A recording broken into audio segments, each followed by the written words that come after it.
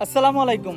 আশা করি সবাই ভালো আছেন। দেশের ৪৯৫টি উপজেলা ভ্রমণের অংশ হিসেবে আমি এখন আছি আমার ৫০তম উপজেলা বরিশালের মেহেন্দিগঞ্জে। তো চলেন শুরু করি।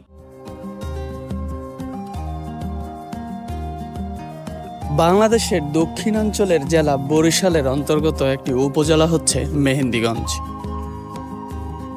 এই উপজেলাটি হচ্ছে নদী বেষ্টিত, অর্থাৎ আপনি উপজেলাটিতে আসতে হলে এর চারদিকেই কোনো না কোনো নদী পার হয়ে আসতে হবে। আমার দেখা এই পর্যন্ত বরিশালের সবচেয়ে সুন্দর উপজেলা হচ্ছে এই মেহেন্দিগঞ্জ।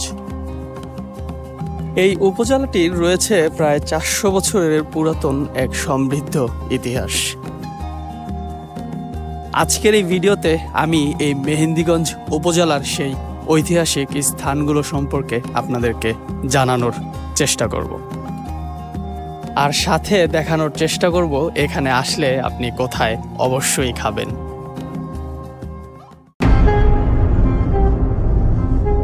ইলিশা ফেরিঘাট থেকে এখন আমি যাচ্ছি আমার ৫০তম উপজেলা বরিশালের মেহেন্দিগঞ্জে। ইলিশা ফেরিঘাট থেকে আপনি অনেকভাবে যেতে পারবেন এই মেহেন্দিগঞ্জ উপজেলায়। আমি যাচ্ছি ইলিশা ফেরিঘাট থেকে পাতারহাট। আপনি চাইলে ঢাকার লঞ্চে করে কাজিরহাট লঞ্চ ঘাটেও নামতে পারবেন।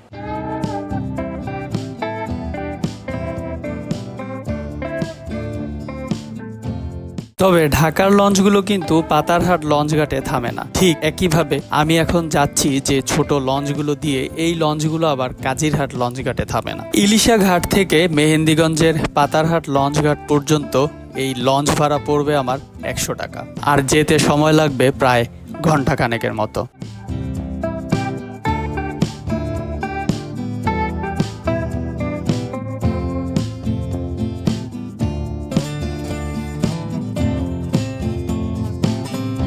মেঘনা নদী দিয়ে ৫০ মিনিটের একটা অসাধারণ লঞ্চ জার্নি করে নেমে গেলাম এই মেহেন্দিগঞ্জের পাতারহাট লঞ্চ টার্মিনালে।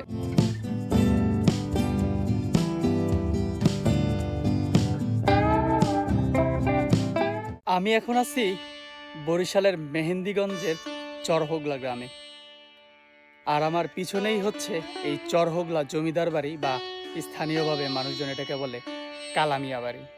প্রায় ২৫০ বছর আগে এই জমিদার বাড়ির গোড়াপত্তন করেন জমিদার পাঞ্জুশ্রী। তার বাবা ছিলেন বোধাই শরীফ, যিনি ছিলেন বিহার রাজ্যের রাজকোষাধ্যক্ষ।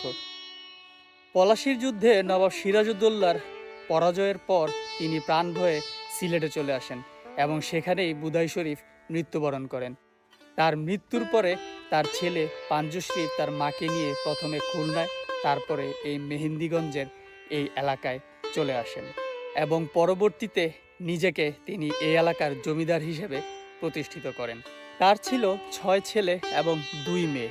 ১৭৮০ সালে তার দ্বিতীয় ছেলে জালালউদ্দিন চৌধুরীর সময় তিনি আমার পিছনের এই জমিদার বাড়ির প্রধান ভবনটি নির্মাণ করেন। তার দ্বিতীয় পুত্র এই জালালউদ্দিন চৌধুরীর ডাকনাম ছিল কালামিয়া, এবং সেই থেকেই পরবর্তী সময়ে স্থানীয় মানুষজনের কাছে এটি কালামিয়া বাড়ি নামে পরিচিতি পায়। তবে জমিদার বাড়ির গেটটি দিয়ে ভেতরে ঢুকলে আর কিছু অবশিষ্ট নেই বা কোনো কিছু দেখা যায় না, তবে একটি শান বাঁধানো পুকুর ঘাট রয়েছে। জমিদার বাড়ির প্রধান যে ভবনটি, এটিতে আসলে ৩টি ভাগে বিভক্ত। প্রথমটি ছিল একটি বারান্দার মতো, আর এরপরে হচ্ছে প্রথম ভাগ এবং দ্বিতীয় ভাগ। প্রথম ভাগে ২ পাশে হচ্ছে ২টি কক্ষ, আর দ্বিতীয় ভাগে ৩টি কক্ষ, যেগুলোর ছাদগুলো একেবারেই ধসে পড়েছে, বলা যায় ধ্বংসপ্রাপ্ত। জমিদার বাড়িতে আসার যে রাস্তা এক কথায় অসাধারণ। ২ পাশে ঘন জঙ্গল, পাশেই হচ্ছে খাল, এবং রাস্তার ২ পাশে হচ্ছে সারি সারি সুপারি গাছ। এর মাঝখান দিয়ে একটি মেঠোপথ চলে গেছে এই জমিদার বাড়ির ঠিক সামনে, এবং জমিদার বাড়ির গেটের ঠিক সামনেই হচ্ছে একটি পুকুর, পুকুর পাড়ে একটি মসজিদ, আর ডান দিকে হচ্ছে একটি পারিবারিক কবরস্থান, যেটি এই কালামিয়া বাড়ি বা এই জমিদার বাড়ির পারিবারিক কবরস্থান হিসেবে ব্যবহৃত হয়। এই জমিদার বাড়ির বংশধররা অনেক গণ্যমান্য ব্যক্তি ছিলেন, তার মধ্যে কিছু ছিলেন কবি এবং কিছু ছিলেন ভাষা সৈনিক, মুক্তিযোদ্ধা। তাদের পারিবারিক কবরস্থানের সামনে এমনই একটি কবর চোখে পড়ে, যার ওপরে লেখা, বন্ধু মোর মৃত্যু হলে হোগলা পাতার পাটিতে, শেষ শোয়াটি শুইয়ে দিও চর হোগলারি মাটিতে। এটি লিখেছিলেন এই জমিদার বাড়িরই বংশধর মোহাম্মদ আলী চৌধুরী। কালামিয়া জমিদার বাড়ি দেখে আমার পরবর্তী গন্তব্য হবে মেহেন্দিগঞ্জেরই আরেকটি ঐতিহাসিক স্থাপনায়। কালামিয়া জমিদার বাড়িটা ছিল এই মেহেন্দিগঞ্জ উপজেলার একদম উত্তরের প্রান্ত। আর এখন আমি যেই জায়গাটাতে যাচ্ছি সেটা হচ্ছে মেহেন্দিগঞ্জ উপজেলার মোটামুটি মাঝখানের একটা জায়গা। আর এই জায়গাটায় যাওয়ার রাস্তাটাও দেখেন, আমার পিছনে চারদিকে মোটামুটি একদম পুরো ঘন জঙ্গল। সবেমাত্র আসরের আজান দিল, আর এখনই হচ্ছে এই রাস্তাটা দিয়ে হাঁটতে কেমন ভয় ভয় লাগতেছে। কোনো মানুষজন নাই, চারপাশে শুধু জঙ্গল। এখনই ঝিঝি পোকার ডাক শোনা যাচ্ছে। দিনের বেলাও হচ্ছে যেতে কেমন যেন একটু ভয় ভয় লাগে। তবে যেখানে যাচ্ছি ওইটার একটা ঐতিহাসিক গুরুত্ব আছে। চলেন আপনাদেরকে একটু এই রাস্তা দিয়ে হাঁটতে হাঁটতে নিয়ে যাই। যাওয়ার পরে এই কাহিনীটা একটু তুলে ধরবো আপনাদের সামনে। আমি এখন আছি একটি বাড়ির 2 তলার ছাদে, এবং এটি কোনো সাধারণ বাড়ি নয়। এই এলাকায় এটিকে বলা হয় পাকা বাড়ি বা অন্ধকার কোঠা। এক সময় এই বরিশালের মুলাদি, হিজলা এবং মেহেন্দিগঞ্জ এই পুরো অঞ্চলটা নিয়েছিল মেহেন্দিগঞ্জ মৌজা, এবং এই মৌজাটায় মগ এবং পর্তুগিজ জলদস্যুদের একটা বিশাল রকমের আস্তানা ছিল। আপনি যদি এই বাড়িটাতে আসেন তাহলে এর কিছুটা প্রমাণ টের পাবেন। আমি রাস্তাটি দিয়ে আসার সময় যে ঘন ঝোপঝাড় জঙ্গলের মাঝখান দিয়ে আসলাম, একটু আগে বললাম যে দিনের বেলাও ভয় লাগতেছে, এটা দেখলেই আপনি বুঝবেন যে কেন এই জায়গায় জলদস্যুরা তাদের আস্তানা গড়েছিল। আর এই বাড়িটিকে মনে করা হয় সেই মগ এবং পর্তুগিজ জলদস্যুদের একটি বাড়ি, যেটি তারা নির্মাণ করেছিল একটি দুর্গ হিসেবে। তবে স্থানীয়দের মাঝে একটি মিথ প্রচলিত আছে এই বাড়িটি নিয়ে। তারা মনে করেন যে সাপের কোনো এক দেবতা, যে যারা নাকি মানুষ হতে পারত, তারা এই বাড়িটি বানিয়েছিল। এবং এই বাড়িটির দোতলায় উঠার সময় 2 পাশে 2টি বিশাল গর্ত দেখা যায়। ধারণা করা হয় যে তারা মানুষ হয়ে এই বাড়িটি নির্মাণের পর সাপ হয়ে সেই গর্ত দিয়ে ঢুকে যেত। আমি এখন এই বাড়িটার 2 তলায় উঠবো সিঁড়িটা দিয়ে, যেখানে এই গর্তটা 2 তলা থেকে দেখা যায়। এই বাড়িটির পাশেই রয়েছে একটি দিঘি। কোনো মানুষ যদি এই গর্তে পড়ে যেত তাহলে নাকি পরের দিন তার রক্তমাখা শরীর সেই দিঘিতে পাওয়া যেত। আমি এখন এই 2 তলার সিঁড়ি থেকে ছাদের সিঁড়িটা দিয়ে ছাদে উঠতেছি। বাড়িটির আশেপাশে কোনো মসজিদ বা মন্দির পাওয়া যায়নি, যাতে ধারণা করা হয় যে এটি কোনো জমিদার বাড়ি অবশ্যই ছিল না। যেহেতু কোনো হিন্দু বা মুসলিম জমিদার বাড়ি হলে অবশ্যই সেখানে মন্দির অথবা মসজিদ থাকতো। তাই এই ধারণাটি একেবারেই স্পষ্ট যে এটি যে মগ বা পর্তুগিজ জলদস্যুদের একটি আস্তানা ছিল। বাড়িটি বর্তমানে তার আগের মোটামুটি কিছু কাঠামোতে থাকলেও এর আশেপাশে কিন্তু মানুষেরা বিল্ডিং বা বাড়িঘর করে ফেলেছে। আমার পিছনের এই পুকুরটাই হচ্ছে সেই পাকা বাড়ি বা অন্ধকার কোঠার সময় নির্মিত পুকুর বা দিঘিটি। আমি এখন এই দিঘিটি বা এই পাকা বাড়িটি দেখা শেষ করে আমার পরবর্তী গন্তব্য হবে এই মেহেন্দিগঞ্জ উপজেলার সর্বদক্ষিণের স্থান। তবে এই পুরো ভিডিওটি ধারণের সময় আমাকে আমার এই সজল ভাই তথ্য দিয়ে এবং আমাকে ওপরে 2 তলায় এবং 3য় তলায় উঠতে অনেক রকমের সহযোগিতা করেছেন। সেজন্য আসলে আমি তার প্রতি কৃতজ্ঞ। তিনি না থাকলে হয়তোবা আমি সেই 2 তলায় 3 তলায় বা সেই অন্ধকার কোঠার সেই গর্তগুলো হয়তো ভিডিও করতে পারতাম না। মেহেন্দিগঞ্জ উপজেলার ঠিক মাঝ বরাবর একটা জায়গায় দেখেছিলাম পাকা বাড়ি। সেখান থেকে আমি এখন চলে আসছি এই মেহেন্দিগঞ্জ উপজেলার একেবারে দক্ষিণের প্রান্ত, মেঘনা নদীর প্রান্তে, এবং এই জায়গাটার নাম হচ্ছে উলানিয়া। আমি এখন আছি উলানিয়া ঐতিহাসিক জমিদার বাড়ির সামনে। চলেন আপনাদেরকে একটু এই জমিদার বাড়িটি ঘুরে দেখাই এবং তার ইতিহাস সম্পর্কে বলি। এই মেহেন্দিগঞ্জ আগে থেকেই ছিল অনেক সমৃদ্ধ জনপদ, যদিও এলাকাটা খুবই ঘন জঙ্গলের মতো। আপনি আসলে দেখবেন যে প্রচুর পরিমাণ সুপারি গাছ এখানে দেখা যায়। এই জঙ্গলে পরিপূর্ণ হওয়াতেই বোধহয় জলদস্যুদের জন্য এটা একটা খুব পছন্দের জায়গা ছিল। ভোলার পূর্ব নাম ছিল দক্ষিণ শাহবাজপুর, আর এই মেহেন্দিগঞ্জ অঞ্চলের পূর্ব নাম ছিল উত্তর শাহবাজপুর। মোগল সম্রাটের যে সেনাপতি ছিলেন শাহবাজ খান, তিনি এই এলাকা থেকে মগ এবং পর্তুগিজ জলদস্যুদের বিতাড়িত করেন বলেই তার নামানুসারে এই এলাকার নাম হয়েছিল শাহবাজপুর। কিন্তু এর কিছুদিন পরে আবারও মগ এবং পর্তুগিজ জলদস্যুদের অত্যাচার বেড়ে যায়। তখন সম্রাট আওরঙ্গজেব তার সেনাপতি আগা মেহেদিকে আবারও এই অঞ্চলে প্রেরণ করেন এই জলদস্যুদের সমূলে উৎপাটনের জন্য। আর এই আগা মেহেদী খান সেই জলদস্যুদের চিরতরে নির্মূল করেন এবং তার নামানুসারেই এই অঞ্চলের পরবর্তীতে নাম হয় মেহেদীগঞ্জ এবং মানুষের মুখের বিকৃতি থেকে মেহেদীগঞ্জ থেকে হয়ে যায় মেহেন্দিগঞ্জ এবং এভাবেই মূলত এই মেহেন্দিগঞ্জ উপজেলার নামকরণ করা হয়। পরবর্তীতে আগা মেহেদী এই এলাকায় থেকে যান এবং তার সাথে যে সৈন্যরা ছিলেন তারা এই এলাকায় বসবাস শুরু করেন এবং তাদের নির্মিত এই জমিদার বাড়িটি হচ্ছে উলানিয়া জমিদার বাড়ি নামে পরিচিত।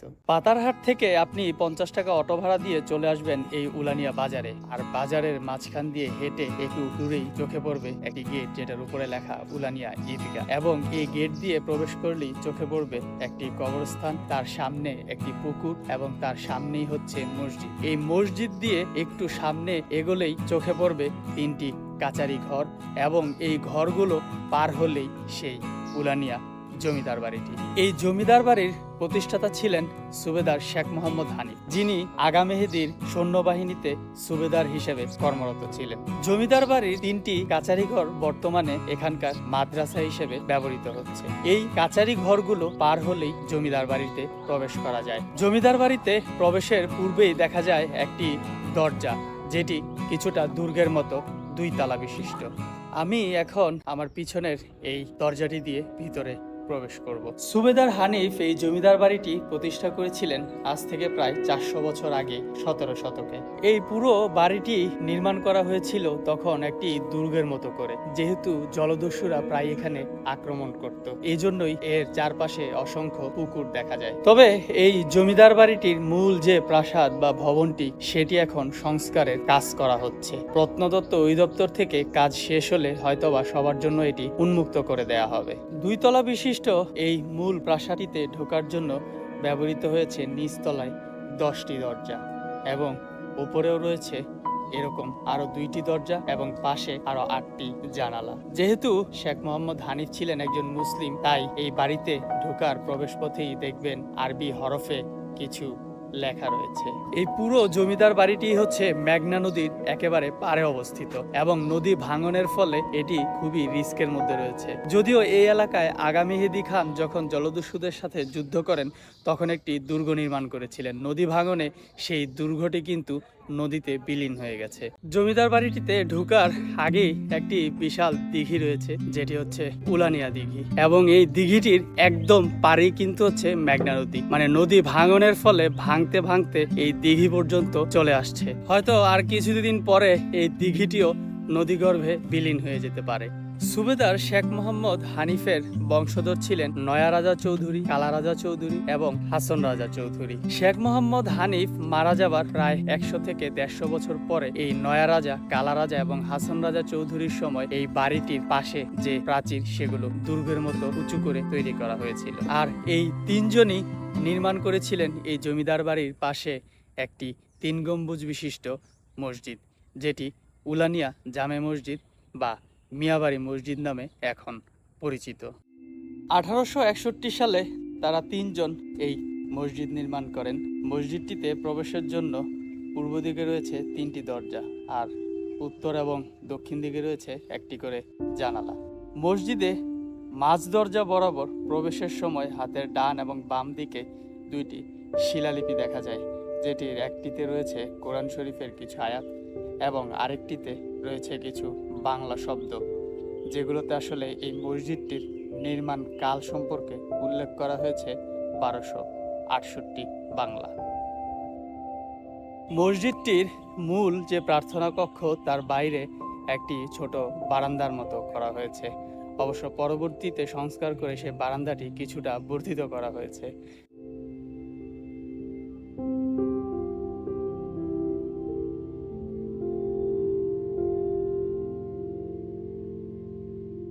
দূর থেকে দেখলে মনে হয় এই মসজিদটি কিছুটা তাজমহলের মতো, আর এই তাজমহল আকৃতির এই মসজিদের দরজা থেকে বের হলেই চোখে পড়বে সামনে একটি পুকুর, আর এরপরেই হচ্ছে এই উলানিয়া জমিদার বাড়ি পারিবারিক কবরস্থান।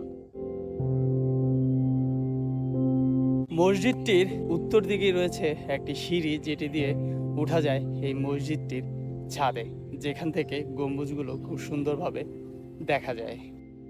এটি একটি 3 গম্বুজ বিশিষ্ট মসজিদ। প্রধান যে গম্বুজটি মাঝ বরাবর সেটি অপেক্ষাকৃত বড় এবং উত্তর ও দক্ষিণ দিকের 2টি গম্বুজ অপেক্ষাকৃত ছোট। মসজিদটির প্রধান যে গম্বুজ তার ওপরে আরবি হরফে খোদাই করা এবং চাতারা খচিত। আমি এর আগে কখনো এরকম কোনো ঐতিহাসিক মসজিদের গম্বুজে এরকম খোদাই করা কোনো কিছু আসলে দেখিনি।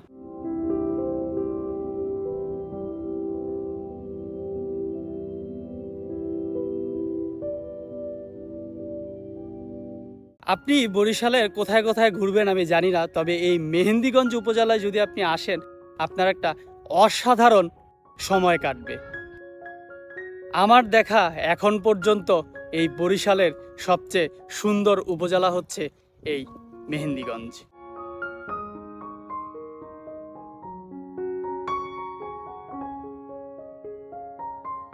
মেহেন্দিগঞ্জ ঘোরা শেষ করে রাতের খাবার খেতে চলে আসলাম মুন্সি হোটেলে। সবাই বলল যে এই মেহেন্দিগঞ্জে নাকি সবচেয়ে ভালো হোটেল হচ্ছে এই মুন্সির হোটেল। আমি ঢুকলাম একটা খাল পার হয়ে কাঠপট্টি রোডে, কিন্তু আমি এই হোটেলটা খুঁজে পাচ্ছিলাম না, অথচ কয়েকবার ঘোরাঘুরি করলাম এই হোটেলটার সামনে দিয়ে। আপনি কাঠপট্টি রোডে ঢুকলে আপনি আসলে এই দুইটার কোনো ডিফারেন্স পাবেন না যে কোনটা কাঠের দোকান আর কোনটা হোটেল। এই হোটেলে ঢুকলেই একটা অন্যরকম ভাইবস আসবে। এখানে এখন আসলাম রাতের খাবার খেতে। রাতে অবশ্য খুব বেশি কিছু পেলাম না, পেলাম হচ্ছে নদীর একটা পাঙ্গাস। তবে এখানকার একটা ভালো সিস্টেম হচ্ছে আমি চুজ করে নিতে পারবো যে আমি মাছের কোন পিসটা খাবো, তারপরে ওইটাকে আবার নতুন করে ঝোল দিয়ে রান্না করে দেওয়া হবে। মানে মাছের পিসটা অর্ধেক রান্না করা থাকে, বাকিটা হচ্ছে আমি যখন খাবো তখন গরম গরম। ব্যাপারটা ইউনিক। হোটেলের ভিউটা অসাধারণ। পাশেই হচ্ছে একটি খাল যেখানে হচ্ছে জোয়ার ভাটার পানি আসা যাওয়া করে, আর খালের পাড়েই হচ্ছে এই হোটেলটা। পাঙ্গাসটা নিল হচ্ছে 200 টাকা। আমি নিলাম হচ্ছে লেজের পিসটা, কারণ এই লেজের পিসে মাছের মাংসের পরিমাণটা একটু বেশি থাকে।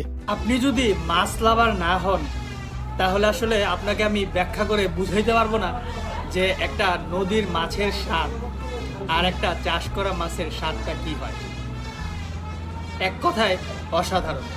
পাঙ্গাস মাছ কিন্তু আমি এমনিতে খাই না, কিন্তু নদীর পাঙ্গাসের ওপরে কিন্তু কোনো মাছ হয় না। এবার আমি এই পাঙ্গাসের চামড়াটা নিলাম। আপনি চাষের মাছ হলে এই মাছের চামড়া জীবনেও খেতে পারবেন, কিন্তু এটা নদীর পাঙ্গাস বলে চামড়াটা মনে হবে যে অমৃত।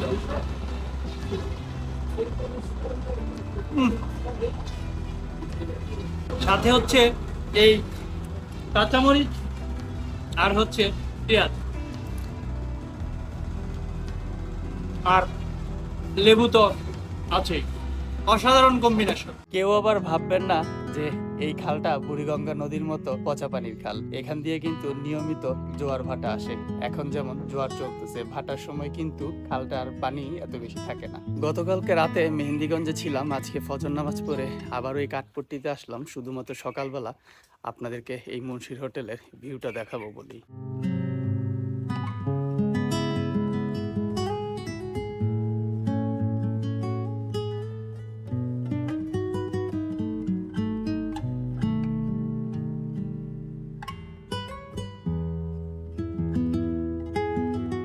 আমি এখন যে কাঠের সেতু বা ব্রিজটি পার হচ্ছি এটিকে স্থানীয়ভাবে বলা হয় হাক্কা, এবং এটি হচ্ছে সেই খালের ওপর নির্মিত হাক্কা যেটি পার হয়ে যেতে হয় কাঠপট্টিতে, যেখানেই সেই মুন্সির হোটেলটি অবস্থিত। যেহেতু আসছি অনেক সকালবেলা মুন্সির হোটেলে, এখন আসলে সকালে নাস্তা করার কোনো সুযোগ নেই, এখনো রান্না বান্না শুরু হয়নি। তবে আমি আমার মেহেন্দিগঞ্জ উপজেলার ভিডিওটা এই কাঠপট্টি থেকেই শেষ করতেছি।